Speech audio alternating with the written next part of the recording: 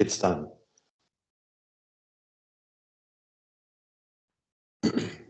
Aqui estamos nós, desta vez, com mais uma entrevista internacional. Hoje, com um grato prazer, eu estou a fazer esta introdução em português. A introdução aqui, no caso, para recebermos Ann Bradshaw, que não tem ainda a câmara ligada, mas vamos já pedir para ela o fazer. Hoje vamos falar sobre a W-Series. É com gosto grande que o fazemos e recebemos Ann, a entrevista que naturalmente vai ser em inglês. So, Ann, first of all, let me give you the warm welcome for 16 Válvulas from Portugal.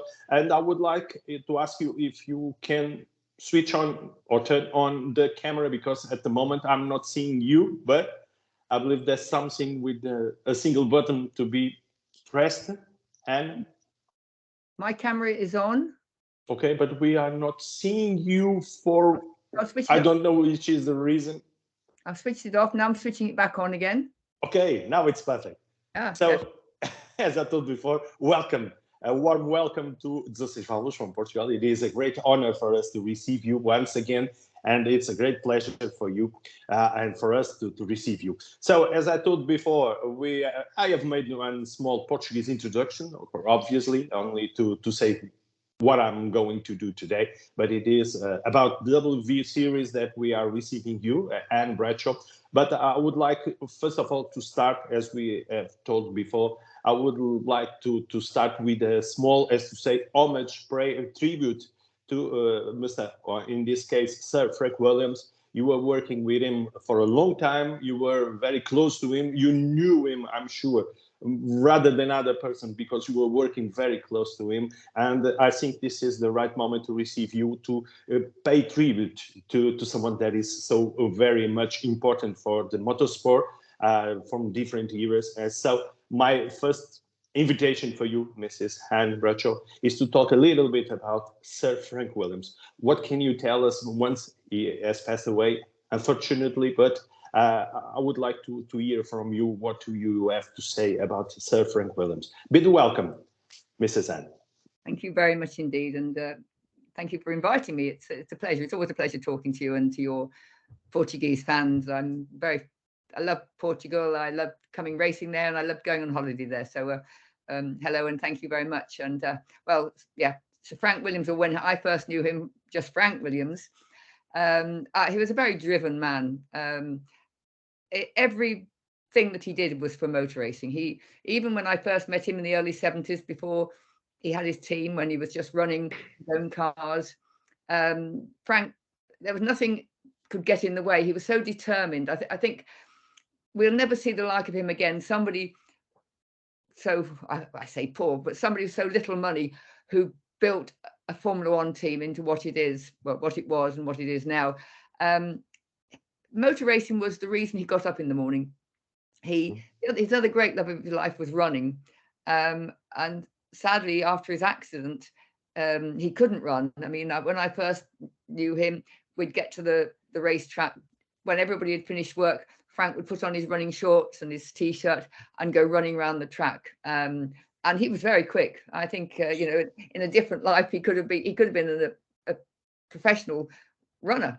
But once his accident happened, he couldn't run. And that was one way he let his energy off. But the thing that kept Frank going, and we all know that Frank lived many, many years after the medical people said, oh no, with his injuries, he shouldn't have survived. It was because he had that team. He loved his team. When you work there, he was the first in the morning and he was the last out at night. And there's never a day went by that he didn't go by your desk or go down to the workshop and ask you what you're up to. Okay, Mrs. Han, but during this exercise that you do it, endurance and all the things that we know about running, do you think that was a way for him to think a little bit more about the team, what to do, the relation, also working, or it was a way for clearing his mind and only thinking about physical workout? That's a good question. I don't think Frank ever stopped thinking about his team. I don't think Frank ever stopped.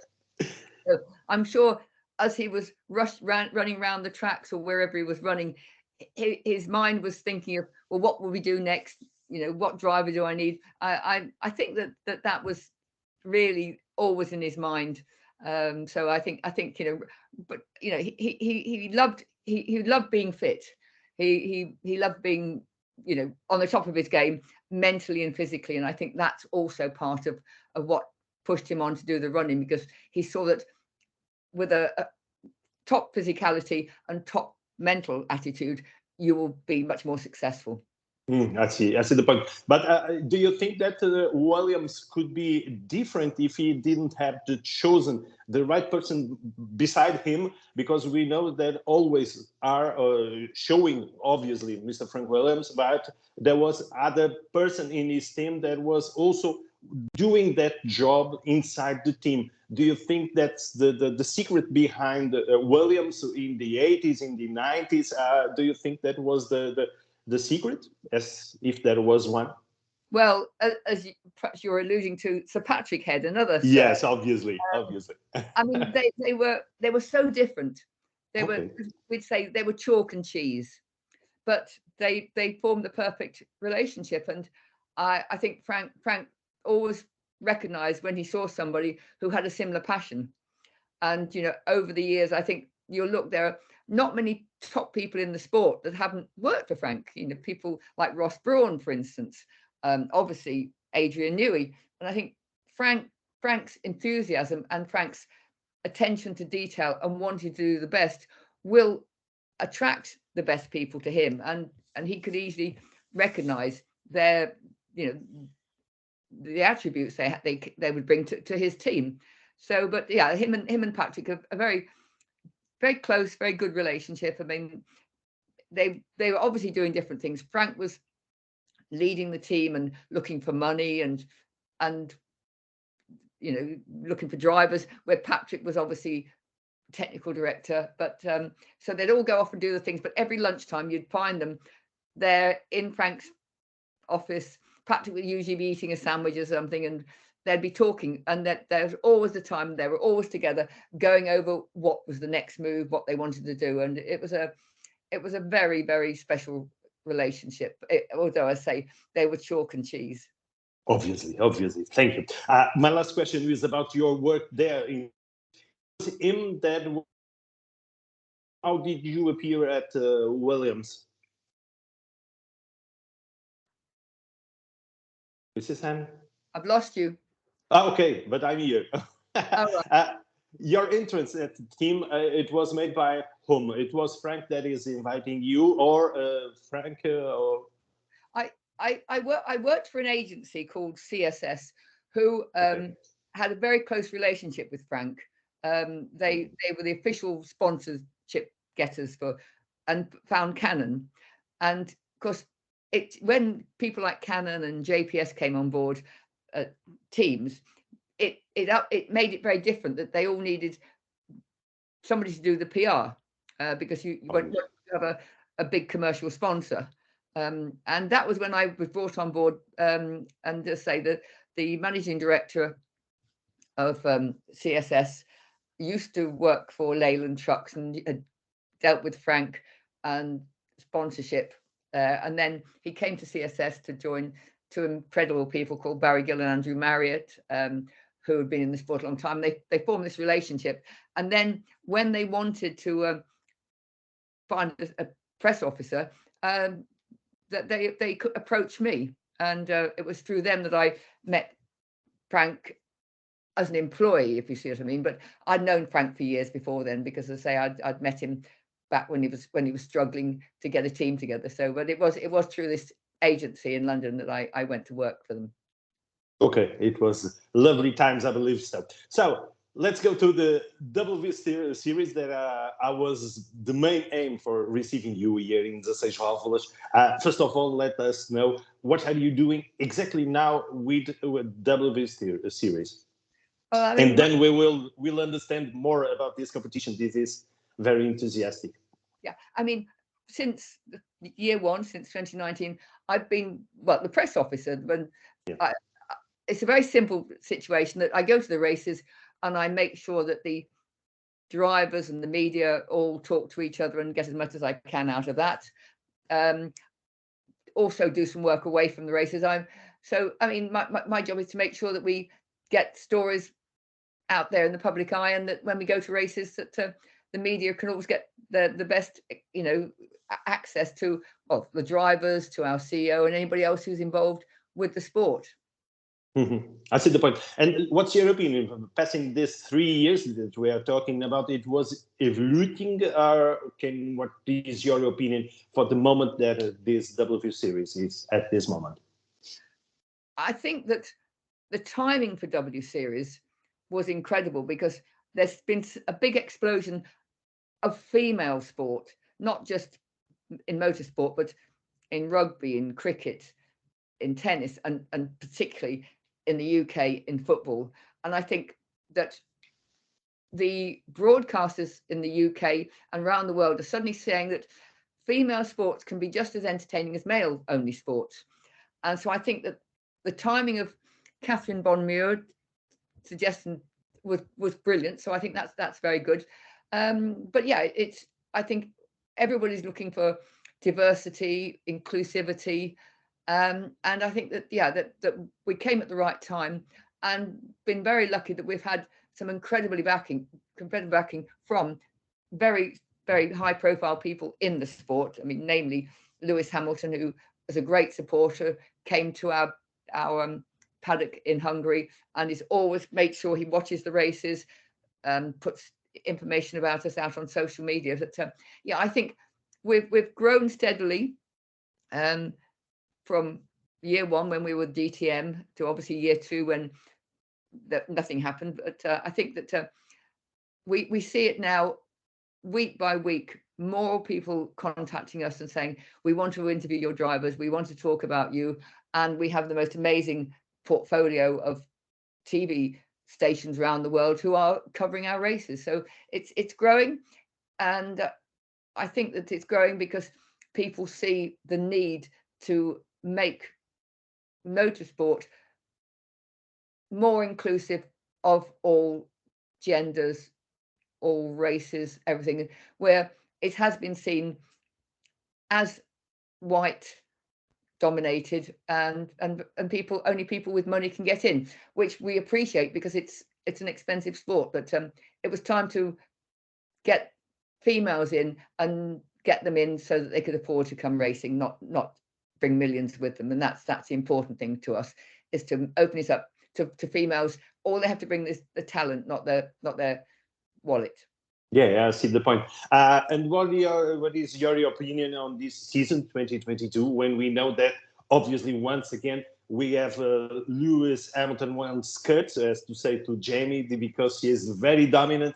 At the moment, there's no chance for the others. I'm not saying anything about it, because she has the talent. But for the moment, there are more races which you are very close to Formula One. As to say, this is the year that we have been accompanying more and more the Formula One to give more exposition. Now, as to say, what is your opinion on this season, 2022? Yeah, I mean, Jamie is an incredible talent. No doubt. And I still find it unbelievable that at the end of last year, nobody was willing to offer her a drive in FIF3, something like that, where she should be, because she will then show her talents there. So I find that disappointing, but at the end of the day, we were happy to have her back, because she's an incredible ambassador. She's a benchmark. So the young girls can see what she's doing and learn from her. I mean, we have young people like Abby Pulling, Bianca Bustamante, Chloe Chambers, Juju Noda. We have these youngsters who, I think, by racing alongside somebody like Jamie, they might not be at her level yet, but seeing how she works, and just watching what she does, they can learn a lot from her. I mean, I think it's no secret that at the end of this year she will move on, and I'm hoping now that she will move on to a good seat. I'm confident that she will go racing somewhere else in a higher level. But yeah, I think. But can I interrupt you to know which is your opinion? Why she's, for example, like Tatiana Calderon, that it was in the Formula 3 this weekend? Is there any explanation for Jamie not being there? For example, what is your opinion? What do you think about it? Because we have seen that Tatiana, for example, she was at Fórmula Indy, right, in the United States. She's there, but Jamie, no, that's not the time. I mean, we are personally, everyone in W Series is very disappointed that no one has come forward. I mean, we know that there is a lack of funding in female motorsport, that the money does tend to go to the men, and we just hope that now, because Tatiana is there, there's other females there, but I think we need more, and I think Jamie has more than proved that she should be there, and let's just hope that her management and various people see her as a very good bet for putting in a car to show, that she should be moving up to Formula 3, Formula 2, and who knows where. I mean, obviously Formula 1 is the pinnacle, but yeah, she needs to start moving up the ladder, and hopefully next year that's what she will do, and there will be the money for her to do that. Okay. One thing that I found very interesting in W Series, it was, for example, as we've seen in your webpage, your official webpage, that you are going to make one draw from Race Suite from Jamie, for example. Is there a kind of thing that you want to improve more, to get more people to be keen, to be focused in W Series, for example?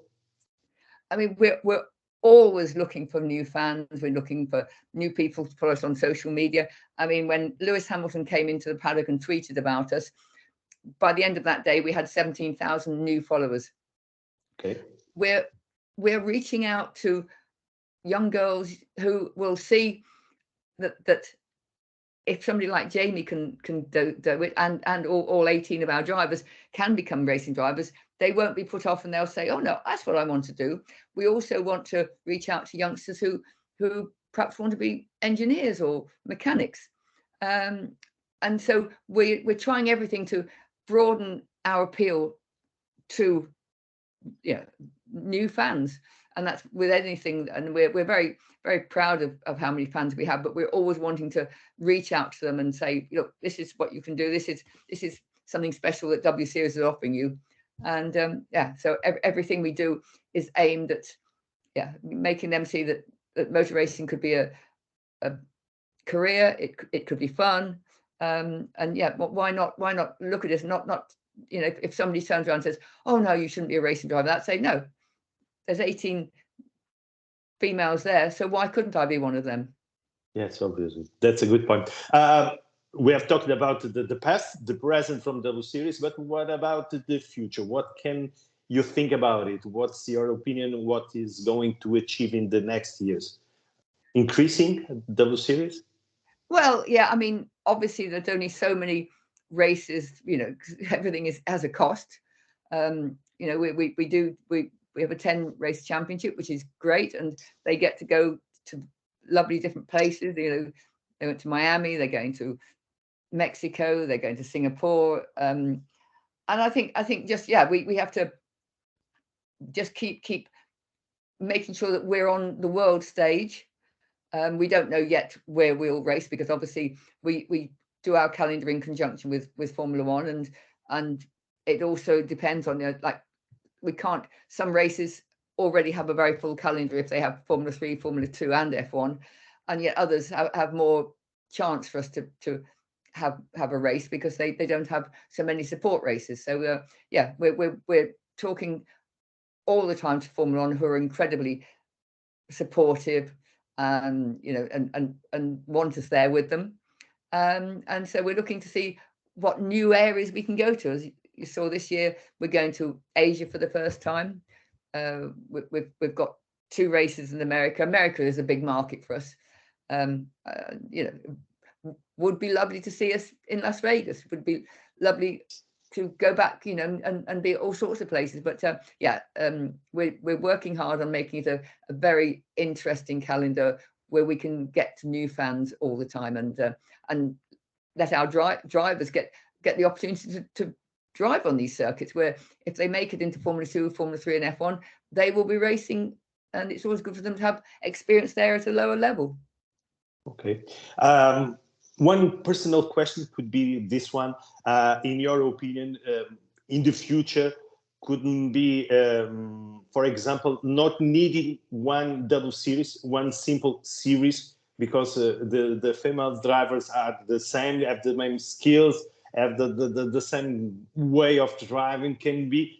Is there, for example, one ideal world in the future for not needing this double series, but one single series is the same for a male or female, for example?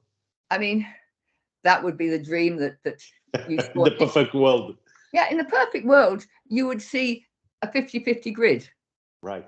You would see all sorts of diverse people of color, females, males. You know, you have to be all sorts of transgender, whatever you see. Motor racing is a sport where everybody can compete on a level playing field. And yeah, I mean, W Series wouldn't exist if it wasn't needed. Sure. And it's desperately needed.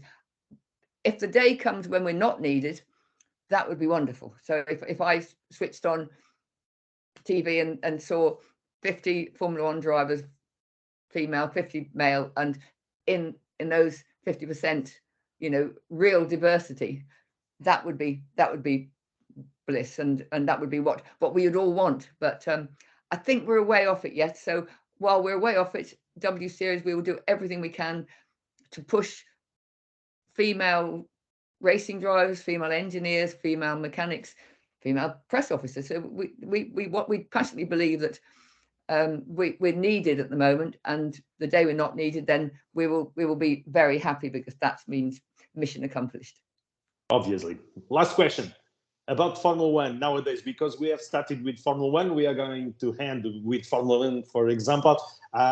What's your opinion? You are enjoying this season, this different season, as to say, different cars, for not the rest, because we've seen that the same driver is winning, same driver is in his way to get the championship. But what's your opinion in your Formula One, in this side, in this PR side? Let's talk about it, if you like. For example, do you see that nowadays it's more easy to be the PR that you were doing in the great golden era from 80s and the 90s?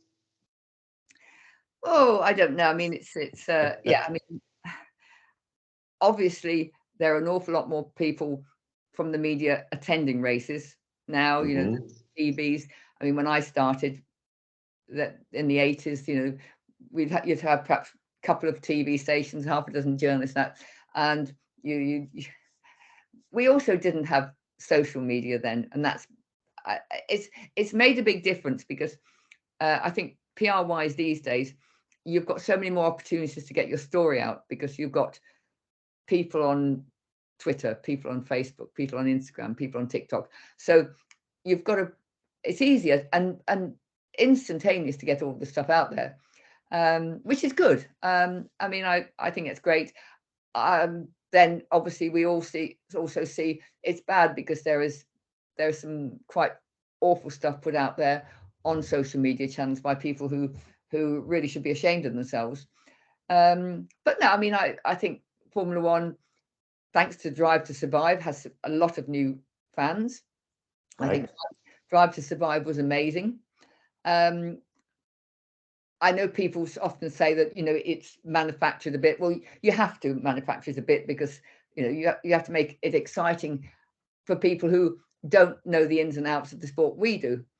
As for Formula One this year, obviously, we all know, I think, who's going to be world champion.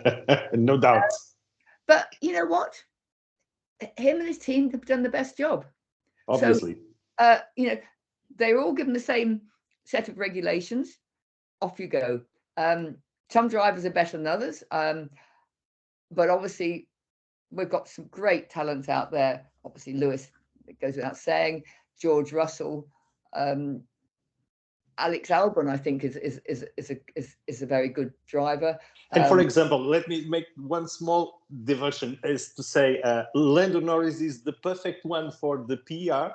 If you were working there, was the perfect driver. It's the perfect example from a driver who makes the perfect PR work, or not exactly? Your opinion? Oh, I mean, I think Lando is great. I mean, yeah, no, I mean, he's got a great personality. You can just see that when you see the TV coverage at weekends, he's happy to engage with the TV people. He's very bright. He knows how important that side of it is.